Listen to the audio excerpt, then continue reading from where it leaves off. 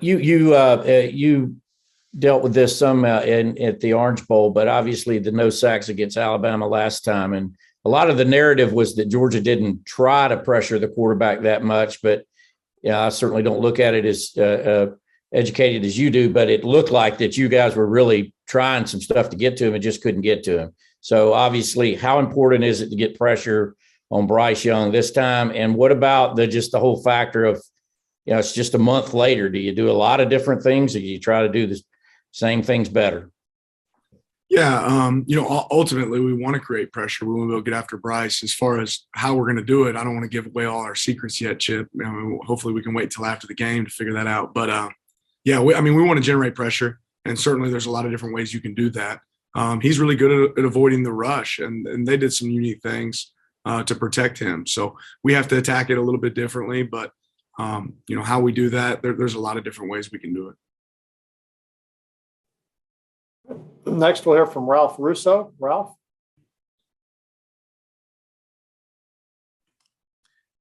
Good morning, Dan. I'm interested, when you've been in a fair amount of different places, small school guy, as far as football yourself.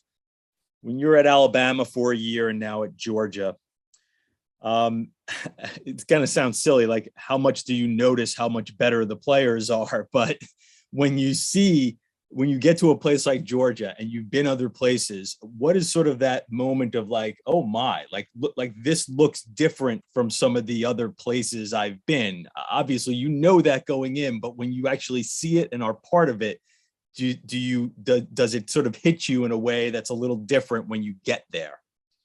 Yeah, there's a big difference. And ultimately, I think one of the biggest things that's different, especially in our league and playing against a team like Alabama's in the trenches, up front with the defensive line and offensive line, but the speed on the field, it's all relative because every football field's 100 yards, right? But the size and the speed is a tremendous difference. Next will be Mark Weiser. Mark. Hey, Dan. Nolan Smith was on here earlier. Kind of shared how emotional he got losing to Alabama in the SEC championship game. Is that the player that pours a lot into what he does? And at the outside linebacker position, this is kind of a second question. What are you leaving behind when you go to Oregon in terms of guys that are up and coming that you expect can take a next step? Yeah, Nolan's an emotional guy, but that's one of his greatest strengths. He takes so much pride in what he does. He cares so much, and I think that's one of the things that made us unique this year is how many guys on our defense and on our team that care. And obviously, you want people on your team that care. I'm excited about what that room will look like going forward. Probably not for the first game next year, but they've got some good guys in there. Chaz Chambliss. Nolan, I think, has got a great opportunity to make a decision on what he wants to do going forward.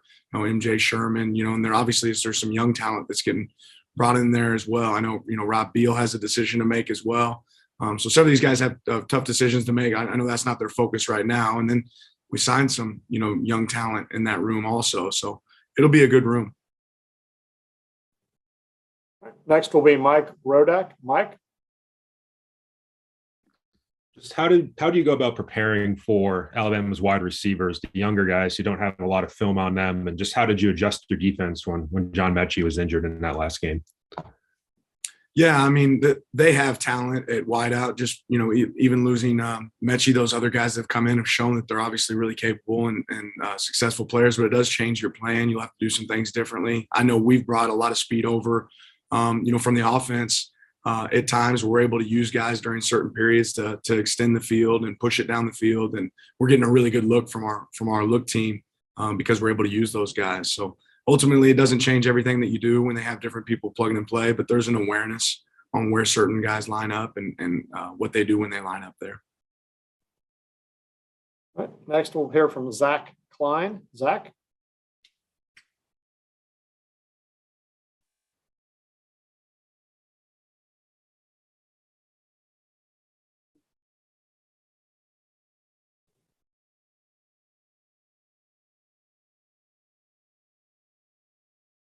Got Zach there?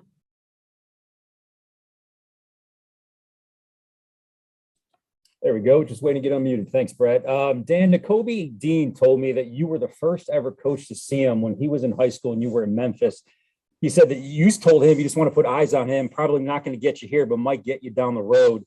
What do you remember from that first meeting with Nakobe? Yeah, Nakobe. Sorry, was there more to that question, Zach? Yeah. Ultimately, I was at Memphis at the time when I first learned about Nakobe Dean. He had a great head coach, Brad Boyette, who I was a big fan of, and that was my area, recruiting Mississippi, when I was at Memphis. So got to go down there and see him, and everybody talked about what kind of player he was, and that was evident on his film. He actually kind of played the star position, outside backer spot as a freshman. Played really early, but what was impressive was all the things off the field for Nakobe. His academic standing, the leader he was in his community. This guy did homework nonstop. When you talk to him in recruiting, he'd be, "Hey, coach, I appreciate it, but I got to get off the phone. I got to get back to homework." So he's just his work ethic, and he's a great example of the way you do anything is the way you do everything. Nakobe really lives by that standard. It's the same way he gives off the field, the same way he is in the classroom is the same way he is on the field. So I have a lot of fond memories of growing. Of recruiting Nakobe and then now having him as a player, and was excited to get to Georgia where we had a chance to get him. All right, next we'll hear from Steve Croner. Steve?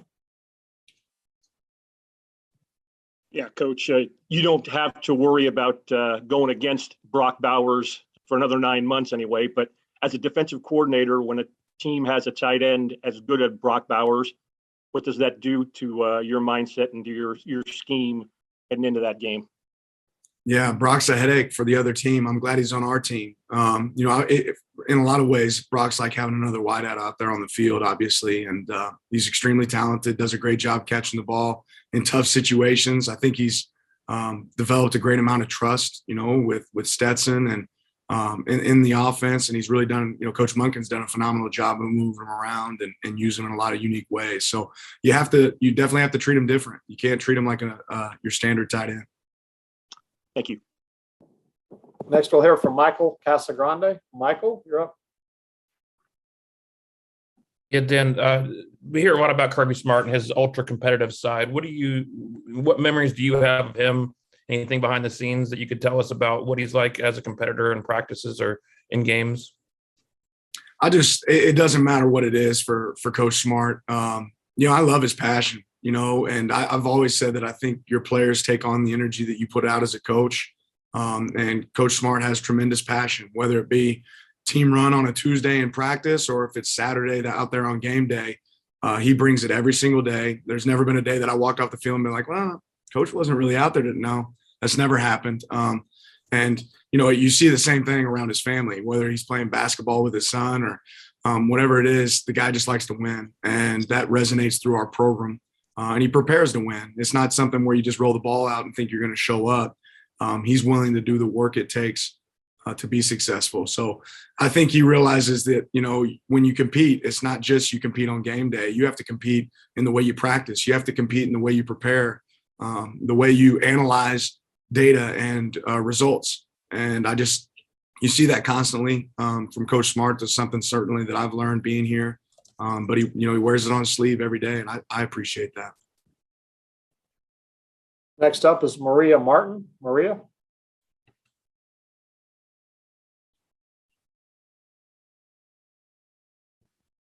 Hey, Dan, going back to Nakobe Dean for a second, we've seen him get recognized for what he's been able to do on the field this year. And, it seems like every Saturday or Friday, for that matter, that he's playing, he shows up. What have you seen in the evolution of him as a player throughout the season?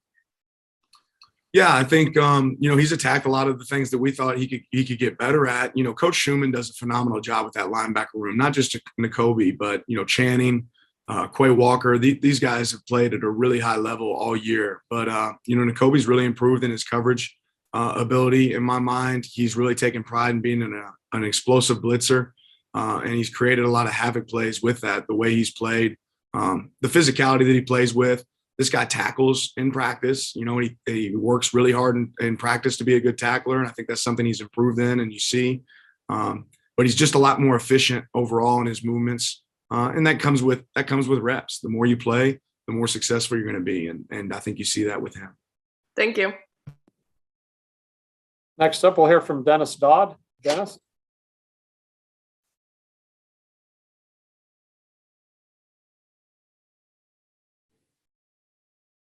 It's awkward silence.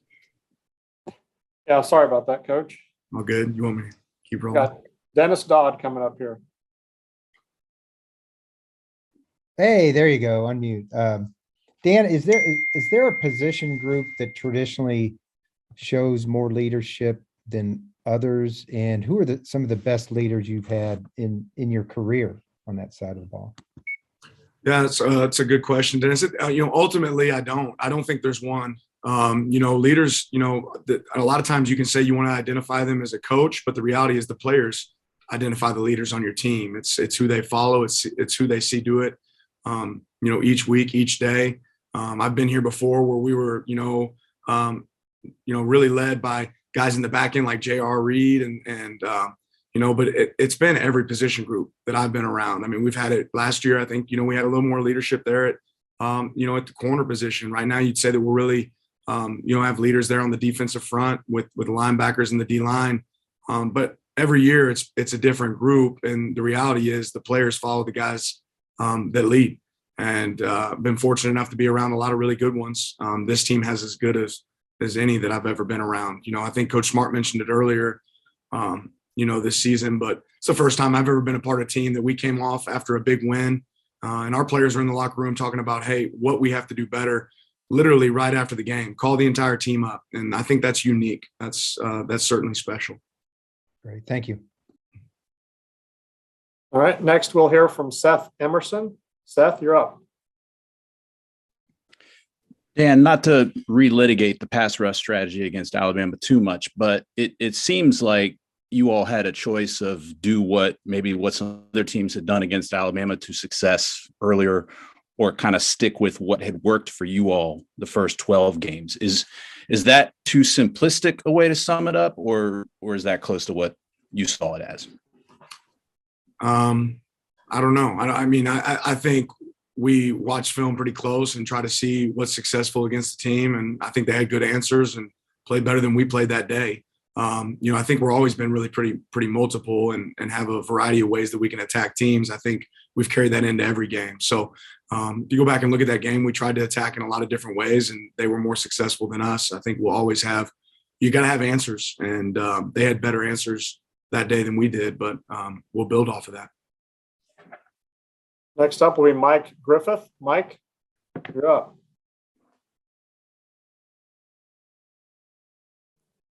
Ready for Mike Griffith now. There we go. Yeah, we're the pause is because we have to unmute. We have to wait for them to prompt us, Coach. Good. I want to ask about Trayvon Walker and just the defensive end position. It doesn't seem to lend itself to the same sort of sack numbers. And I know everybody kind of plays their spot, but could you share the importance and the responsibility of that end position in Georgia's scheme? And then if you can elaborate just on Trayvon and what's made him so special. Yeah, ultimately, I think one of the things that makes our defense special is they're willing to accept whatever role it is for that game for us to be successful. And, Trayvon's a great example of that. That being said, what makes Trayvon special is his athleticism. He's got special talent. He's very unique. I think we've all mentioned several times that he was a high school basketball player and really successful, but his ability to move, I think you see in that last Michigan game, he's starting to play with another brand of physicality as well. And that's starting to show up. And that ultimately to me was one of the pieces of his game that he can improve on. And he's done a great job of that, embracing that challenge of being, physical at the point of attack, but he's got speed. He's got the ability to drop in coverage. He's got the ability to rush the passer. And I think the production comes with that over time. But I'll say this, most teams know where he's at, and there's probably something to be said for that as well. All right. Thank you. Next, we'll hear from Connor Riley. Connor Riley will be next. Hey, Dan, with this being your last game at Georgia, what are you going to miss about coaching at this place? And specifically with this defensive group, what are you going to miss about coaching them? I mean, ultimately for me, coaching's about relationships, and I love these players like I love my family. They've just been so good to me. I wouldn't be near the coach I've been or had the success I've had in this profession if it wasn't for these players. So I'll miss that a lot. I'm going to miss the coaching staff. You know, there's a great bond on our staff. I really enjoy the guys I get to work with every day, and I don't feel like I go to work. You know, I feel like I'm going to do something I love each day, which is a pleasure. But to me, the people, you know, ultimately I'll miss the people. Certainly excited about new adventures, and really excited about the group of men and caliber of men that we have on our staff and the players. I mean, these players are great kids and super talented. So excited about that situation, but you'll always miss the people you work with and the people that helped you get where you're at now. All right. Next up will be Ralph Russo. Ralph, you're up. Hey, thanks for letting me ask a follow-up, Brett. Dan, I know you can't move the Atlanta metro area to Eugene, but what can you bring with you from your time at Georgia, philosophy, strategy, maybe apparatus that you can rebuild at your Oregon as far as recruiting is concerned? Yeah, well, one of the big benefits, obviously, of being at Oregon is it is a national brand. We can go anywhere in the nation and be able to sign players. But I think you can just bring that relentless pursuit that we operate with day in and day out here, and the organization behind it. We can bring the mentality of how we play football to a certain level. And I've been really fortunate to have high quality experience in my time, whether it be here at Georgia or Memphis or Alabama or some of the other places I've been able to visit. So. And coach. So taking all that out there, I think will be really important. And then the biggest thing is just learning from that experience. Not any situation is the exact same, but recruiting ultimately at the end of the day comes down to work, and it's going to take work to get great players at Oregon, and we have the ability to get great players there, and great players should want to come there. All right, and our final question for today will come from Lane Higgins. Lane. Hey there, Coach. It seems like in the past few years, few people have been able to solve Alabama, and, LSU and Clemson have had their chances to get one over Alabama. But does it feel like there's almost this accumulated pressure on Georgia, given how many swings this team has had against Alabama in consequential games, and also just the added pressure that it's happening again in a national championship, and, there's that whole 41 years thing hanging over your head too? Yeah, none of that's hanging over our head, Lane. At the end of the day, we want to go perform to the best of our ability. We want to execute at a really, really high level. But ultimately, it's not about them; it's about us. We want to go play our best game, and if we play our best game, we feel confident that that we can win that game. That being said, they're a really good team, and they deserve all the credit in the world for everything they've done over time. But so are we. So we expect a good game. We expect a tough challenge. But there's no more pressure outside the room than the pressure that we put on ourselves to perform at a high level. I know that. I know how much our players care, how much our coaches care. So we got to have a great plan, and we got to go out there and execute. And I think we can do that.